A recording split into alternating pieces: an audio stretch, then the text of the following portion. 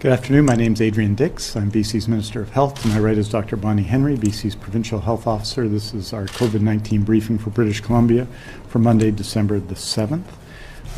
We are honored to be here on the territory of the Lekwungen-speaking people, the Songhees and the Esquimalt First Nations, and we're honored to be here on their territories. Tomorrow, Tuesday, we'll be providing a written report with COVID-19 case numbers and other relevant information to the COVID-19 pandemic in British Columbia. And now, it's my honor to introduce Dr. Bonnie Henry.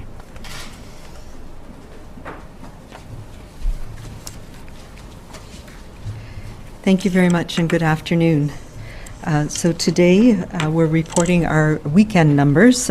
So the first reporting period from Friday to Saturday, we had 647 additional COVID-19 cases in British Columbia. From Saturday to Sunday, 726 cases were diagnosed, and from Sunday to today, an additional 647 people were diagnosed with COVID-19. That brings our total for the last 3 days to 2,020 new cases, 10 of whom were epidemiologically linked, bringing our total in British Columbia to 38,152 people who've been diagnosed with COVID-19. That includes 304 people in the Vancouver Coastal Health Region, 1,362 people in the Fraser Health Region, 45 people in Vancouver Island Health Region, 203 people in the Interior Health Region, and 106 people in the Northern Health Region.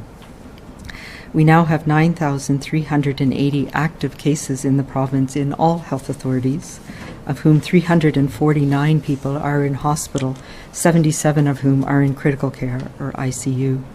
We have 10,747 people under active public health monitoring, again, in all areas of the province, and 27,287 people have recovered from COVID-19. Over this past 3 days, we've had 35 people who have died from COVID-19, bringing the total number of people in British Columbia who've died from COVID-19 to 527. This, of course, brings sadness to us all. And my condolences go out to the families, to the care providers and communities of these people who've passed away over the last 3 days. We know how challenging, how hard it is to lose somebody during this time of year, and particularly during this time of COVID. We have 6 new healthcare facility outbreaks in a variety of places around the province, including the Bradley Centre, Chilliwack Lifestyles, Crofton Manor, Lakeshore Care Centre, McKinney Place, and Village by the Station in Interior Health. In addition, outbreaks have been declared over at the Hawthorne Seniors Care Community, Lakeview Care Centre, Sunset Manor, Valley Haven Care Home, and Ridge Meadows Hospital. That leaves us with 57 active outbreaks in long-term care and assisted living and 8 in acute care units. There are now 1,697 active cases in long-term care, 1,073 residents, and 605 staff. Additionally, we've had 1 new community outbreak at a mink farm in the Fraser Health Region, and of course we are paying very close attention to this outbreak. In other parts of the world, particularly most recently in Denmark, and prior to that in the Netherlands, and as well in the US, we've seen outbreaks on animal farms such as this, particularly mink farms, where there has been transmission from humans to mink and back. And where we've seen some mutations of virus in some parts of the world. So it is of great concern for us, and we are working closely with WorkSafe BC to ensure that all of the measures on the farm are being done appropriately, and also with the Ministry of Agriculture, our animal health colleagues, to make sure that the animal security and health is maintained as well. And this is, of course, an important measure that we need to look at holistically, and we're involved with both the CFIA and the Public Health Agency of Canada to make sure that all of the appropriate measures are taken on this farm and the other farms here in British Columbia. That includes very strict controls under the Animal Health Act here in BC for who and what can come or leave on the farm. Today as well, we have some very good news about an upcoming vaccine that we can all take some heart in, as we all do our part now, knowing that the availability of vaccine to protect those people who are most at risk is actually just days away now. Next week, we expect to receive our first delivery here in BC of the Pfizer vaccine, as you heard announced federally this morning. It will be a start of a program, a very important start, but just a small amount to start with to ensure that we get our logistics going, but our ability to start protecting elders and seniors, particularly in our care homes, and the healthcare workers who care for them, will be an important step forward in our COVID-19 struggle. And later this week, Dr. Ross Brown and myself and the Premier and Minister Dix will be providing a full briefing to everybody on the vaccines themselves and our approach and our team and how we're going to be managing this very complex and challenging initiative, but make sure that we have an adaptable and flexible plan so that we can get vaccines as efficiently as possible to everybody who wants them here in British Columbia. All right, I'm going to start today. While we can all celebrate this encouraging news about vaccines, we can't lose sight of the fact that we continue to have very high levels of transmission and community spread here in British Columbia. And hundreds of people, as you know, remain in hospital, and as we've seen this weekend alone, tragically, far too many people in BC have died from this virus, and many more are at risk right now. I want to share a couple of slides to provide an update on where we are and how we are progressing. What this one shows is by health authority region, the cases that we're having, so the number of people diagnosed with COVID-19 per million population. And this is, this is something that helps us understand how we're progressing over time. The rate of increase, as you can see, has been steep across the province, but most pronounced in the Fraser Health and Vancouver Health region. And very recently, particularly in the last few days, we have starting to see a leveling off. This shows that what we are doing, the measures we have put in place, are starting to have an effect and starting to work. This means that what you are doing every day is making a difference. But we are not yet through this storm, and we cannot let up now. All around us, in every community, the virus continues to circulate, and we are seeing increasing rates in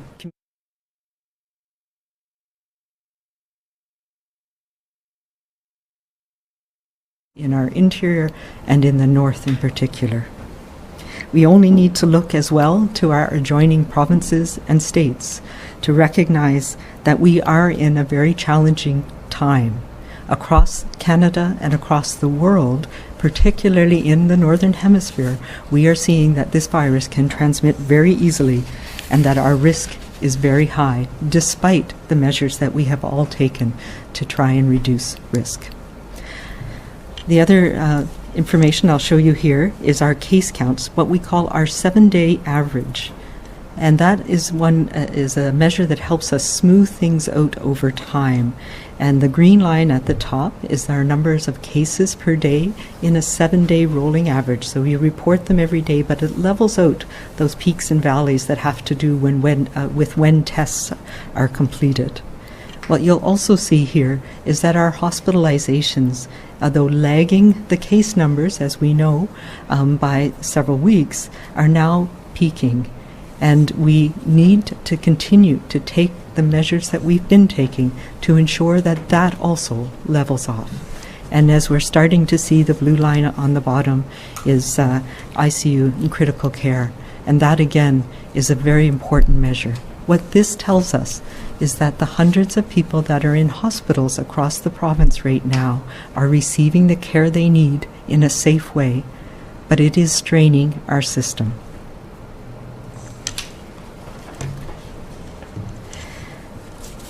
As you know, the orders that we've had in place have been to reduce our in-person social interactions as much as possible, because we know that this virus transmits, particularly now at this time of year, and particularly when we're in close contact inside, and it transmits to those people we are closest with.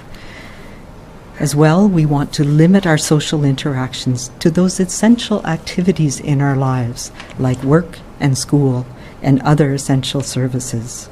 Non-essential social interactions, so things outside of work and school, where we had some leeway in the summer when we had lower rates and lower transmission, we now need to pull back from, and that any of those interactions should be done in a very safe, low-risk manner, such as small numbers and outside. In addition, we've put in targeted measures to deal with specific higher risk activities that we've seen transmission happen, and those conditions that lead to transmission, including being inside, being in crowded places, having poor ventilation, etc. Today, I am now issuing the following orders, which are in effect immediately. I'm extending my published gatherings and events order of December 4th with respect to the controls and restrictions on people visiting other people in their residence to midnight of January 8th, 2021. As well, of course, we will continue the allowances that we have in place for people who are living alone to have one or two other visitors. I am also extending my published order of December 4th with respect to prohibiting all gatherings and events as defined in the order to midnight of January 8th, 2021. This means that all those events that we have been talking about for the past few weeks continue to be prohibited, with the exceptions as they are listed in the order. However, one addition, I am now accepting from the order drive-through and drive-in to drop off and leave events. So where we know that in some occasions we have either drive-through to look at lights where people do not get out of their cars, or to drop off, and at this time of the year we've seen things like toy drives and others. As well, we are accepting drive-in and stay events to a maximum of 50 cars, in which people must stay in their cars, and people attending these events should be only your household, and the exceptions must continue to maintain physical distancing, having entry and exit controls, and ensuring that there's no congregation or congestion, and people remain in their cars for the duration of the event. As a reminder, the other parts of the gatherings and events order that do not expire remain in effect for the foreseeable future, and that is the restrictions on adult team sports, indoor and outdoor, and the group fitness restrictions. Some of these may begin to operate once we've issued the further orders and guidelines about how to do these safely in the new context that we are living in right now. As we have published last week, child and youth sport can continue with limited activities with specific restrictions, and of course no travel for any teams in the province. As well, work-safe safety requirements that we outlined in the past weeks must continue, and these include reviewing and updating of COVID-19 safety plans in all workplaces, daily health checks, and encouragement that whenever feasible, workers work from home. And I mentioned 2 weeks ago that we are actively working with WorkSafe BC and pulling together, particularly in the Lower Mainland, teams to enhance our inspections in these areas and to make sure that appropriate safety measures are put in place. And we are bringing some more leadership to that team, and we'll be talking about that later this week, just to say that this is an important focus right now, and each business needs to revise and review their COVID safety plans to make sure that all of the measures that are needed now, given the context we are in now. I understand that for many of us, this will mean celebrating the coming important holidays in a different and smaller way than what we may be used to. We can, though, still be festive. We can still connect with family and with friends in a safe and virtual way in many cases, and we have seen so many ways that people have done this in the past months and we will need to continue to follow these guidance.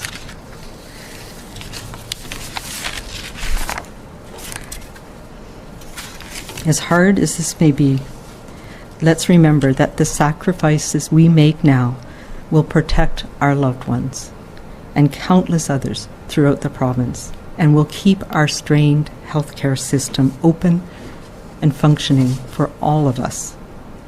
We just need to look at the data I presented today to see the evidence that our efforts and our sacrifices are making a difference, and we can't let that go now, particularly when we know that things like vaccines are so close and that we will save lives by taking these measures and by staying small and staying local over the next few weeks, and will help ease the pressure as we go into the year ahead.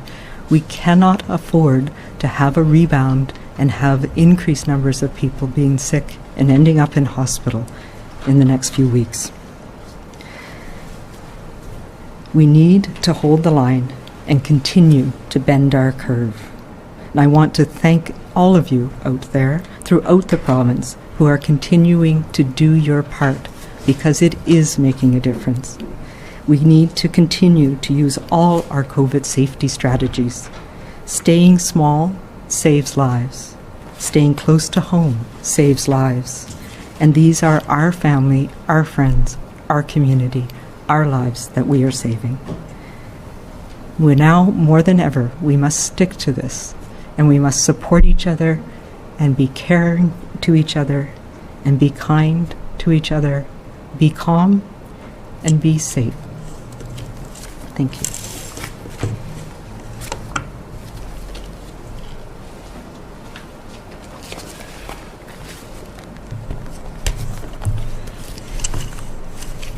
Thank you very much, Dr. Henry. And first of all, I want to start by expressing my condolences, that of the Premier, that of, I think, everyone in BC, to the 35 people who passed away this weekend from COVID-19 in British Columbia. That was 17 from Friday to Saturday, 10 from Saturday to Sunday, 8 from Sunday to Monday. 23 of them lived in Fraser Health, and 2 in Interior Health, and 1 on Vancouver Island, and 9 in Vancouver Coastal Health. This is, and certainly given the orders that we're working under right now, the real challenges of those orders, a very difficult time to grieve, and we want everyone to know, all those families to know, all their friends, all their caregivers, that we see their loss and see their pain and are with them at this difficult time. I wanted to note that there are 349 people currently hospitalized with COVID-19 in British Columbia, 77 in critical care. And that is, of course, across health authorities, 193 in Fraser Health, 14 in Interior Health, 10 on Vancouver Island, 42 in Northern Health, and 89 in Vancouver Coastal Health. In terms of hospital capacities and occupancy rates at the moment, we consider this with 2 types of beds. One's our base bed, and also we add to that our surge bed capacity. So in Fraser Health, hospitals are occupied at 84.5% of base bed and 63.1% of total or grand total occupancy rate. In Interior Health, it's 89% of base bed and 70% when you add surge beds into the equation. In Northern Health, currently across Northern Health, it's 80.6% of base beds and 1.6%, I should say 57.9% of overall beds. In the Provincial Health Services Authority, it's 74.1% base bed capacity and 67.2% of base plus surge capacity. In Vancouver Coastal Health, we're at 93.1% of base bed occupancy and 68.3% when surge beds are put into the equation. And on Vancouver Island, it's 81% of base bed occupancy rate and 74.4% of total occupancy at the moment. In critical care, those numbers are similar overall across the province. It's 78% in critical care in Fraser Health of base bed occupancy and 43.9% of our grand total occupancy rate when surge beds are added into it. 74.7% in Interior Health, or 60.7% of total, 58.5%.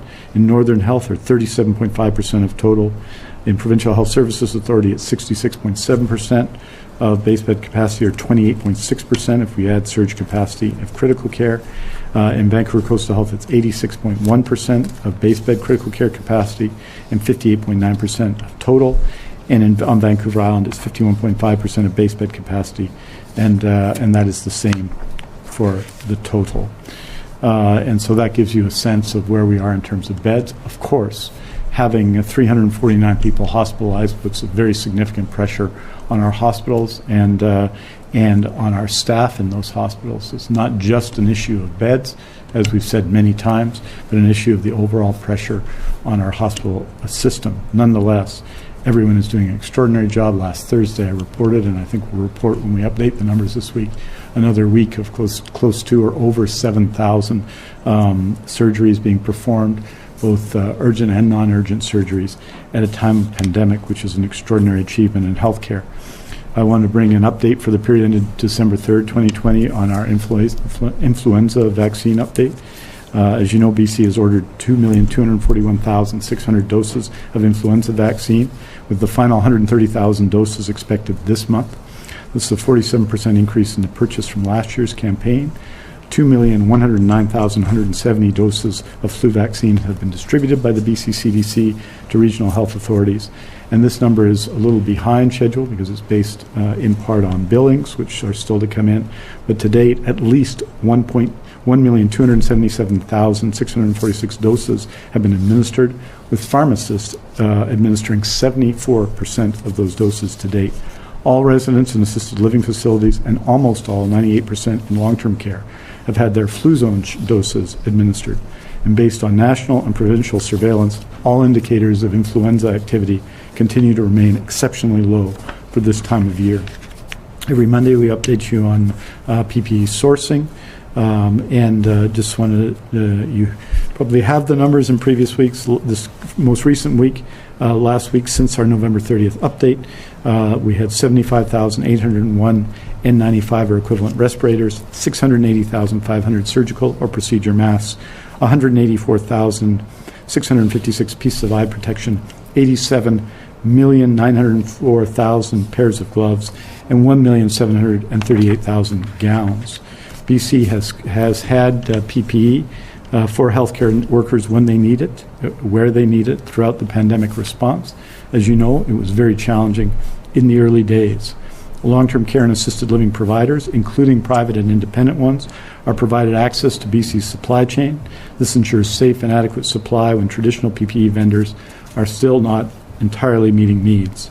Ensured supply for PPE for surgical renewal and increases in health services started in May when the surgical renewal plan was restarted. PPE is now being delivered to GPs, MPs, etc. in 3-month allocations, direct and free access through a portal to ensure safe provision of in-person care as required. And we've of course established dramatically increased warehouse space for PPE. And just to put this in context, we updated people in July as to the cost of PPE. And just to say what the pre-COVID pricing was, for example, for N95 respirators or equivalent, the average unit price pre-COVID was 62 cents. COVID peak pricing, which was in April to June, was $5 to $9.24 a piece. In July, it was down to $3.19 to $6.80 a piece. And the most recent market data has the average unit price from $1.50 to $9.25 a piece. So it was 6 to 10 times the original price in British Columbia at that time. For surgical or procedure masks, we went from 15 cents, an average unit price pre-COVID pricing, to peak pricing between 46 cents per and to $1.25 per a piece. By July 2020, that was 20 cents to 65 cents a piece, and now it's approximately the same. In 2019-20, BC spent approximately $62.5 million on PPE. For 2020-2021, and obviously that year will end next March, we are forecasting spending over $400 million on PPE for the health system and stockpile. And finally, just make one further note. and this is connected to the ongoing work that Dr. Henry, the Premier, that I, and many other people have done with faith communities. I want to announce that we've retained Robert Dahm, a well-known and deeply respected Jewish scholar and facilitator, to conduct a series of discussions with faith leaders. I'll participate as available to assist in this very challenging period for faith communities and for them to inform us in our efforts. We very much appreciate Mr. Don's participation, and we look forward to people across faiths and across denominations to take part in this effort. As Dr. Henry has said, the orders are being significantly extended to well into January, to January the 8th at midnight. The orders with respect to events and gatherings, both in home and in the community. And that, of course, is going to make this a very different December, in early January, a very different holiday period. And I think that we just have to acknowledge for a moment the loss that is for lots of people. I think many, many people have, beyond issues of faith, with Hanukkah and Christmas and other holidays, that people have both a sense of faith and a sense of ritual around the season of the year, of celebration and of coming together of peoples. And this year, that will not be possible in the same way. But that doesn't mean that we won't be able to celebrate. We just have to create new and special memories and even perhaps build some new traditions. The orders are going to test us. They need our attention and require our action. But they'll allow us to make the very best of the season, to show our love, our caring ways, our generosity to others, and our abiding faith, if that religious or otherwise. And they'll keep us safe, too. This year, letting down over the holidays and using the skills we've been taught to stop the spread and pulling back from following the guidance we've been given to save lives will create a COVID debt in December and a daily case number bill that will come due in January at a cost we simply cannot afford. This year, we must spread good cheer without spreading COVID-19. This year, home for the holidays means staying home for the holidays to stop the spread and keep everyone safe. This year, no matter how we celebrate the holidays, the most precious gift to give is safety and good health, so that all of us can see in the new year with hope and anticipation, our foundations secured and our spirits renewed. Aujourd'hui, nous faisons le point sur le nombre de nouveaux cas pour 3 périodes de référence de 24 heures chacune, soit celle des 4 et 5 décembre, celle des 5 et 6 décembre et celle du 6 jusqu'au 7 décembre en mi-journée. Pour la première période de référence, qui s'étend jusqu'au 5 décembre, nous avons eu 647 nouveaux cas. Pour la deuxième période de référence, qui s'étend jusqu'au 6 décembre, nous avons eu 726 nouveaux cas. Au cours des dernières 24 heures, 647 nouveaux cas se sont ajoutés. Parmi l'ensemble des cas confirmés de COVID-19, 349 personnes sont hospitalisées, dont 77 en soins intensifs. Thank you very much. Merci beaucoup. We're happy to take your questions. Thank you, Minister. As a reminder to everybody on the phone, please press star 1 to enter the queue. You are limited to 1 question and 1 follow-up only. I would also ask that you please take your phones off mute. You will not be audible until your name is called. First question today is from Marcella Bernardo, News 1130. Thanks, Lindsay. Dr. Henry, just looking at the orders that you put out, if you could explain, with all the exposure numbers that we've had now across BC at schools, what was the reasoning behind not deciding to close schools early for winter break? Yeah, so as you know, we have a lot of exposures, and we've been following very closely what's going on in schools. And those exposures still reflect and continue to reflect transmission in our communities. But we are not having large numbers of transmission events in schools. Those are very small, very few. We've had few outbreaks in schools, but they've been limited in numbers. So schools really are a safe place and an important place for educators, and for our students. So we did have discussions, and I talked about that earlier on, whether there was a rationale for closing schools early, extending breaks, and we discussed this with many stakeholders, and we've decided and made the decision that the downsides of it would be far greater than the safety and the protection of the education and the interaction that's needed in the schools. Do you have a follow-up, Marcella?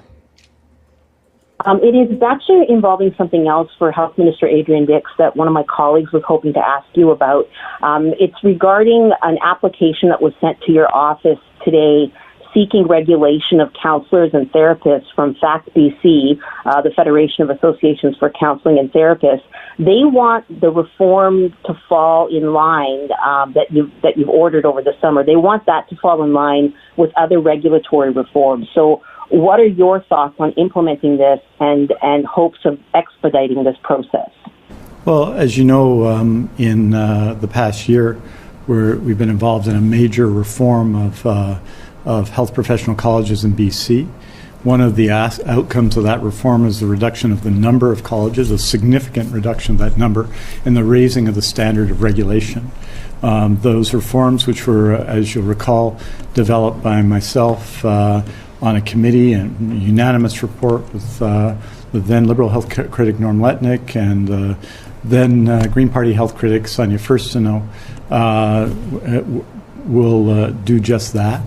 They'll also make it easier over time for new professions to potentially become regulated should they meet the standard. And so I understand that this is a day of advocacy for people who support the efforts of FACT BC, and that they've been advocating for some time. There are other professions in those circumstances, and we'll be working with those professions as well. It's our expectation, working together with all parties in the legislature, that the very significant reforms, I think the most significant reforms ever done of health professional colleges in Canada, will be put in place in the spring, and the positive effects for the public in terms of transparency, a raising of standards, and a reduction in the overall number of colleges will have a very positive effect, including for professions who are seeking right now professional recognition. Next question is from Shannon Patterson, CTV. Oh, hi, Dr. Henry. Just confirming, you are saying no Christmas dinner with anyone outside of your household, no eating at restaurants with anyone outside your household till January 8th, no travel anywhere outside your community all through the holiday season. If that's what you're saying, is that realistic? Do you think British Columbians will be on board with basically being locked down for Christmas? This is not a lockdown, clearly, but yes, these are the restrictions that we've had in place, and it's making a difference. So this is what we need to do for each other, for our families, for our system here in BC, for the health system. This is a challenging time, I know that. And we have some provisions in there for other services that are provided, but what we're talking about is social gatherings. So yes, if you're used to having multiple family members come and go over Christmas and getting together and having those large dinners together, now you need to do it remotely. This Christmas and these holidays are going to be different, and they need to be different. But we have to recognize we're not alone in this.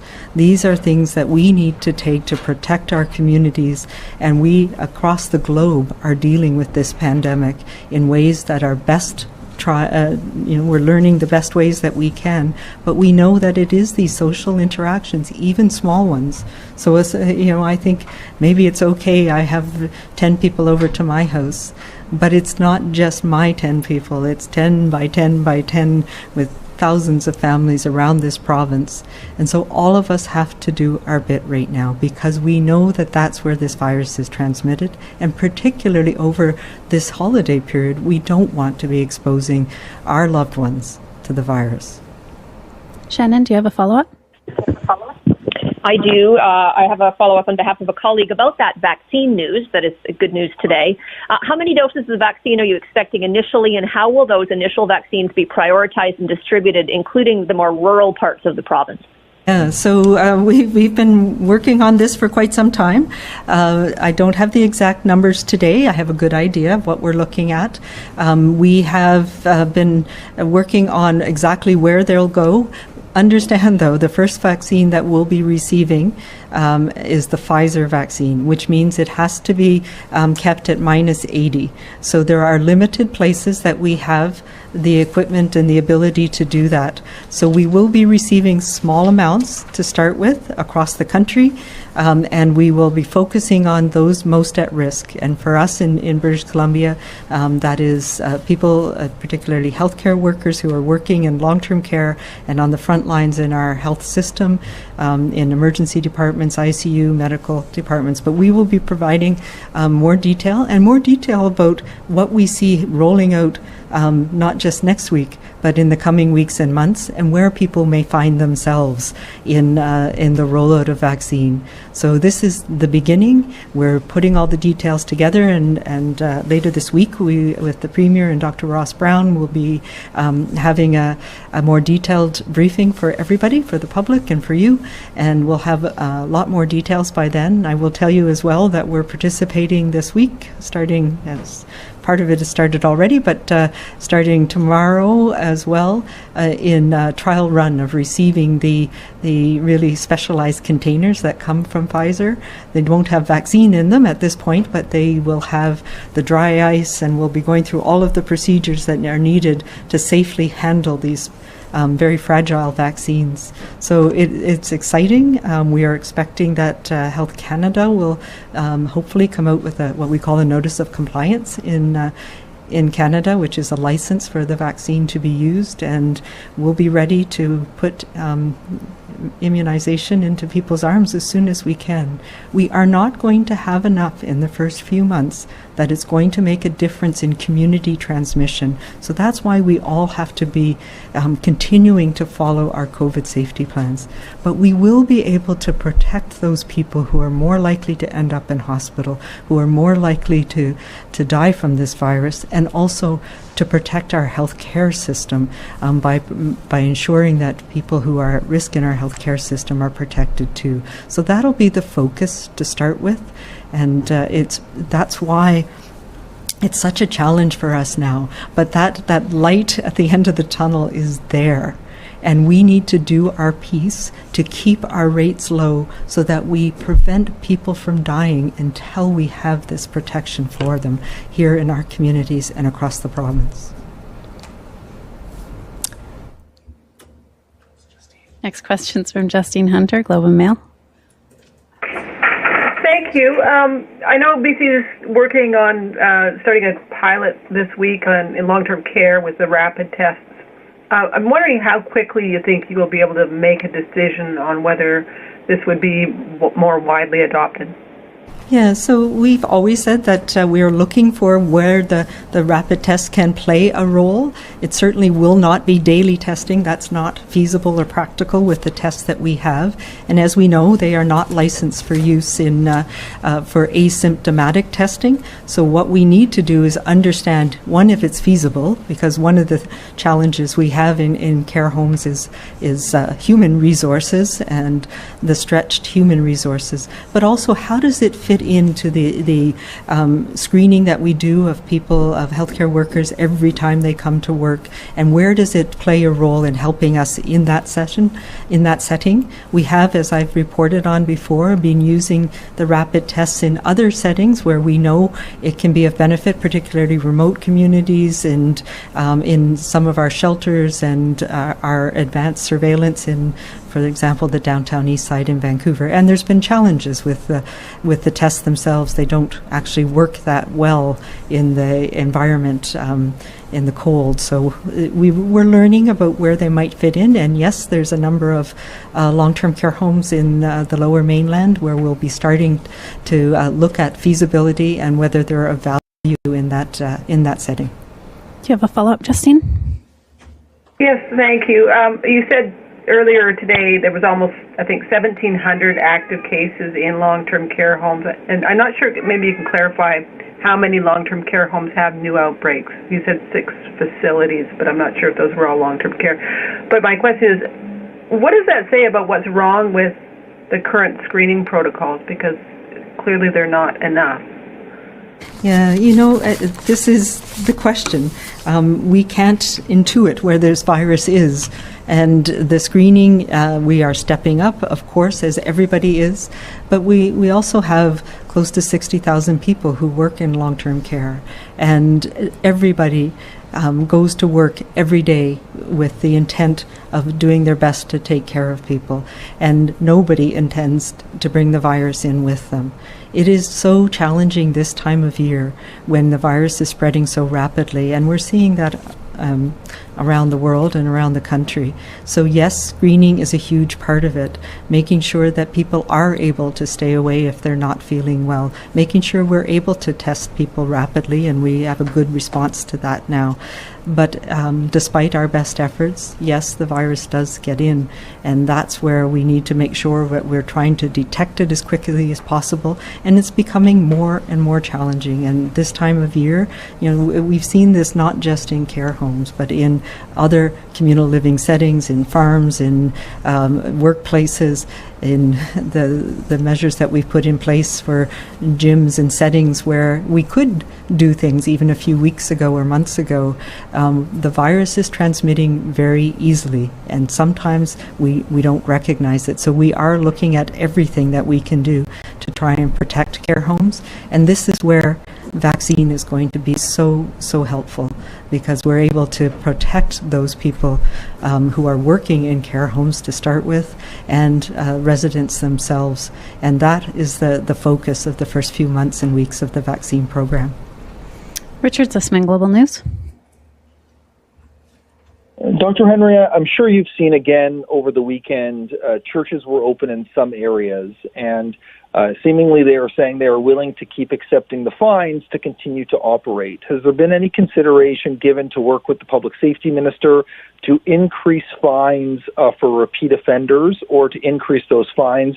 And can you explain, have you provided any guidance, I guess, about fines for these anti-mask gatherings that are sort of guising as protests but could potentially lead to spread of the virus? Yeah, so the short answer around do I provide guidance on the fines? No, that is within the purview of the public safety ministry, and they look at other factors as well. It is a challenge, and I know there are a few faith groups that are continuing to meet, and that concerns me. It concerns me because it is a misunderstanding of why we're trying to put these restrictions in place. And these restrictions are about recognizing there are situations where this virus is spreading very rapidly. And we have seen when we come together and congregate indoors in particular, those are settings where the virus is transmitted despite our best efforts, despite the measures that we have had in place for several months that were working for many months. We are now seeing that those are not enough right now. But I want to turn it around and talk about the vast majority of churches, synagogues, gurdwaras, temples, who have taken this to heart and are doing everything they can to protect their congregants, to make sure that people have access to the supports they need through it's going to be more and more important as we go through these important holiday periods, to support people to be able to safely practice their faith. And we see more and more of that. We have had the privilege of meeting with faith leaders around the province, talking to them about this. And we look at global leaders around the world who have been giving this same message. This is a global pandemic.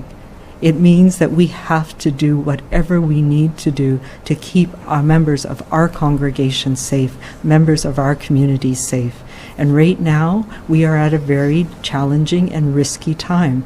And this is the time where we all have to take a step back and look at how we can support each other in a way that doesn't put people at risk. Richard, yeah. The mask demonstrators,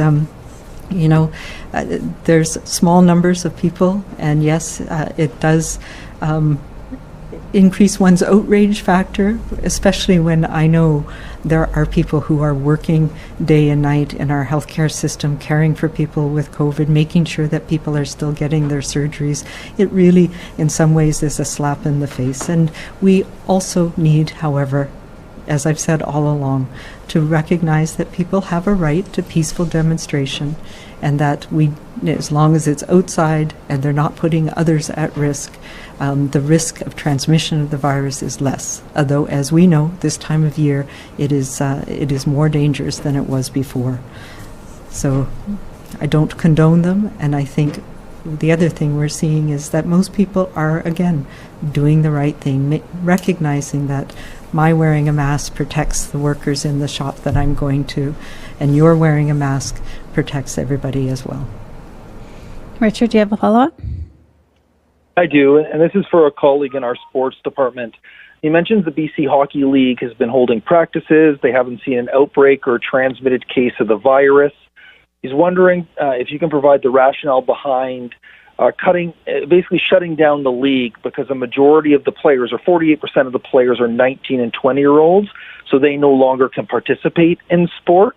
So can you explain sort of is that an unintended consequence of the measure around adult sport, and can you explain sort of why to make that decision that could have impacts on these sort of leagues?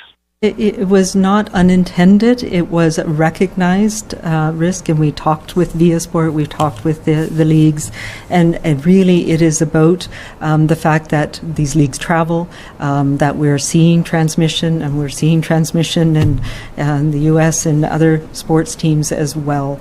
So we have been seeing transmission events happening, and right now it's just too risky. We don't want people traveling to interprovincially. We don't want people traveling to different communities, and so yes, the intent was to reduce that risk right now and to have an extended break for the teams. And I know in many cases, I've heard in discussions with the league as well, it's about young people returning to their home communities and having a time with their families during this period.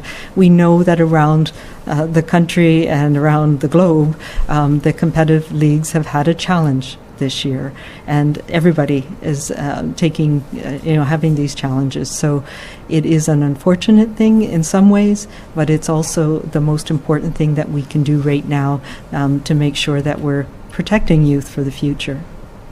We have time for one more question. For everyone listening today, Dr. Henry and Minister Dix will release a statement this afternoon with the latest information on cases, hospitalizations, and outbreaks, which you can find at news.gov.bc.ca. For updated information about the province's restrictions, visit gov.bc.ca/regional restrictions. And for information about the province's new orders and pandemic supports, visit gov.bc.ca/COVID-19. Last question is from Marc-Antoine Boulanger, CBC Radio Canada. Hi, Dr. Henry. Can you elaborate a bit on why you decided to extend the orders all the way until January 8th, rather than just going ahead into another 2-week chunk? Were you perhaps concerned about people that would make Christmas plans? And maybe people that were also hoping the restrictions would be lifted, and then so maybe you can comment on that and just maybe explain the rationale behind that timeline. Sure.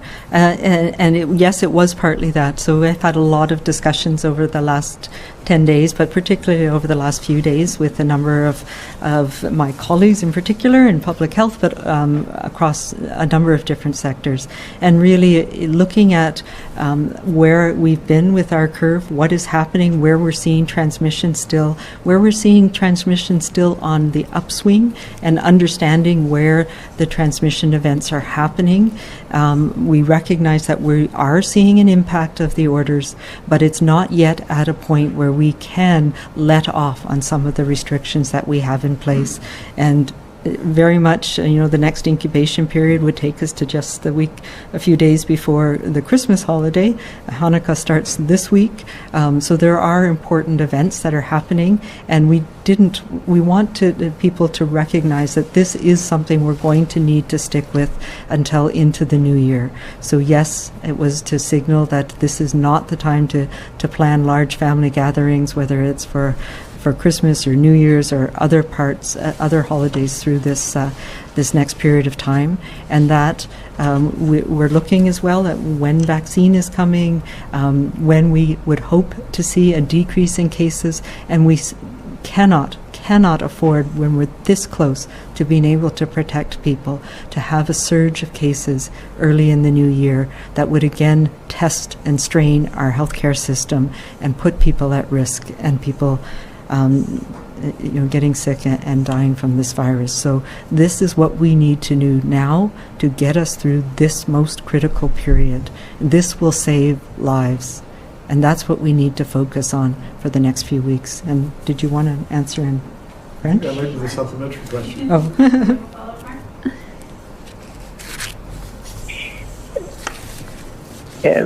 Okay. So as a follow-up question, do you? I mean, we can suppose some people are already doing it, kind of gathering it, even if it's banned. So, how confident you are that maybe the public health orders right now could be enforced during Christmas times, making it a bit awkward to show up at doors and say, hey, you're not allowed to gather.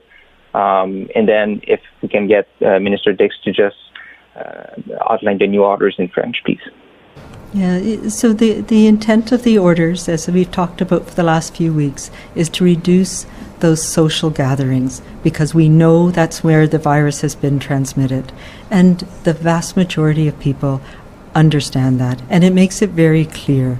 It means that I can say without qualms, no, I'm sorry, I can't come. There are some people that don't understand it. I think about people in my life who maybe don't quite get it. So it is partly about making it okay to not have people over this year, to say let's try something different, let's try to support each other in a way that doesn't have those expectations of us having to come together, or us not having, but us coming together in a way that could put people at risk.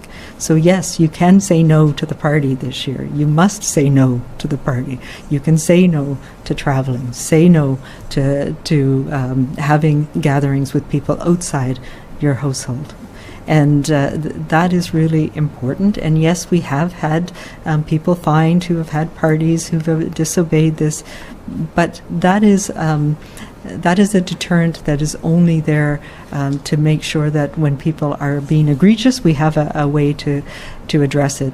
Because I think the vast majority of people in British Columbia who I hear from, who I talk to, understand that this is a most challenging and year that we have ever experienced, at least in my lifetime, and hopefully will ever be in my lifetime, and that we have to adapt, we have to be resilient, and we have to support each other with compassion, especially now.